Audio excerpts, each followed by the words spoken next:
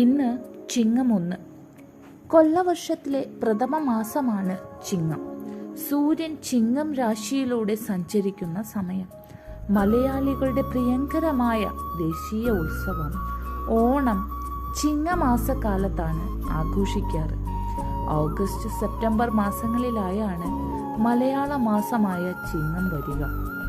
സമൃദ്ധിയുടെയും ഐശ്വര്യത്തിൻ്റെയും വരവറിയിച്ച് പൊന്നോണം വിരുന്നെത്തുന്ന മാസത്തിലെ ആദ്യ ദിനം ആശങ്കകളേറെയുണ്ടെങ്കിലും ഏറെ പ്രതീക്ഷയോടെ പൊന്നിൻ ചിങ്ങത്തെ വരവേൽക്കാൻ ഒരുങ്ങുകയാണ് കർഷകർ. ചിങ്ങം 1 കർഷക ദിനം എന്നൊരു പ്രത്യേകത കൂടിയുണ്ട്. കൊയ്തെടുത്ത നെല്ലുകൾ കൊണ്ട് പത്തായം നിറച്ചിരുന്ന പഴയ കാലത്തിന്റെ ഗൃഹാതുരതയാണ് മലയാളിക്ക് ചിങ്ങമാസം. ഒപ്പം കാണം വിറ്റ് ഓണം ഉണ്ണാൻ തയ്യാറെടുക്കേണ്ട സമയമായി എന്ന ഓർമ്മപ്പെടുത്തലും കൂടിയാണ്. മലയാളിയുടെ സങ്കല്പത്തിലെ ചിങ്ങമാസം വർണ്ണങ്ങളുടേതാണ്.